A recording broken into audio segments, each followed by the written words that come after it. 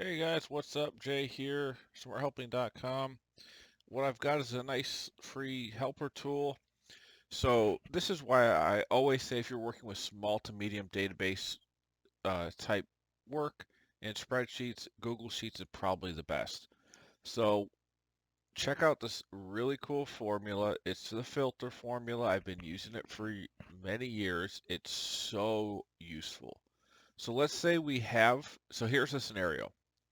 You've got data in one column and you've got data in another column, and you want to check if any data in this column here on sheet 2, any data here, any rows that don't have are not included in here. And anything that comes up, you want it to display in column B dynamically. So as it updates, you automatically see, column B is our main output. We want to see, okay, how can we see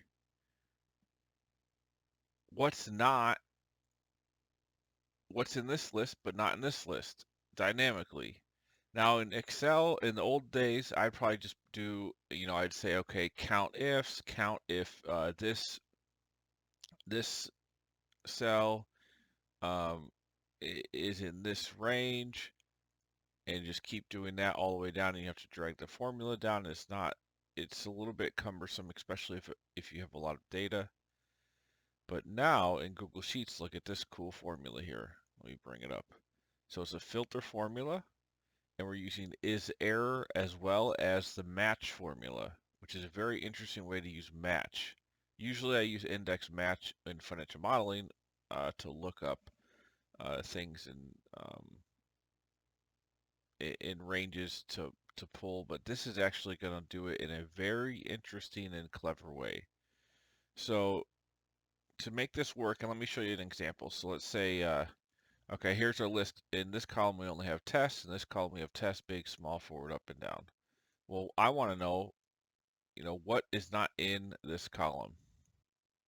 So big, small, forward, up, and down. Now let's say we add small here, it disappears from here. Or we add up, or down, or forward, or big. Okay, now we've actually got the whole list. And this is very good for a million different use cases.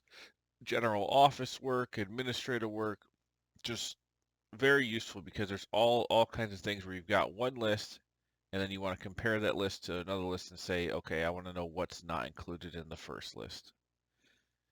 The use case I actually had to build this for was they having a problem with a dynamic range where they had data assigned to a unique ID. So think of this as a unique ID and you have data assigned to it. But the reference range always changed order. So the range, they couldn't do an array and just look up this and automatically always show it in the order it is, because the reference data they attached to it always changed. So my solution was to simply hard code in this reference in the other tab instead of having it look up. And the way, the workaround was basically you have this little two column structure here where you can always see whatever's not included on this list. And this was a hard coded master list where it had the data appended to it. And all the user had to do was always come to this column and say, okay, well, whenever new stuff they had here, like let's say um, high and low were added. Okay, now let's say big was there, but now these two new ones were not, so I just copy those and paste it over to the master lookup. And that was like a way for them to continue to do the append without getting messed up when this column changed, and then otherwise all their data would move a row and it would just mess everything up. But there's a million use cases for this filter function. Um, but anyway, let's look at how the formula actually works. So we want to show sheet 2, column A as our range. We want to know in that column, and then we use the isError formula to say, well, in is error basically checks, is there error? If so, return true. So what we do is we look up match to find a search key. Our search key is all of sheet 2 column A, so the same range we're trying to return here. And what we look up is on sheet 2 column A, essentially, is there an error when matching? You're doing a search key, looking up there against the range of column A here. So what it's saying is there an error on sheet 2 column A matching against sheet 1 column A? If so, return all the values that have an error, and in this case, the is error would mean a value in sheet 2 column A that's not in sheet 1 column A. Very clever setup here. So that's the formula right up top if you want to copy it. And there you go. And now whatever's in column, not in column A, but in here, will show up here dynamically. So that's pretty much it. Uh, I feel like this is probably a million people could use this right now and benefit their general everyday work life in the office. So there you go. Now, what I do for a living, I do a lot of spreadsheet work, but mostly I do financial modeling and projections. If you know the channel, um, you can see it, smarthelping.com is where I build and put everything.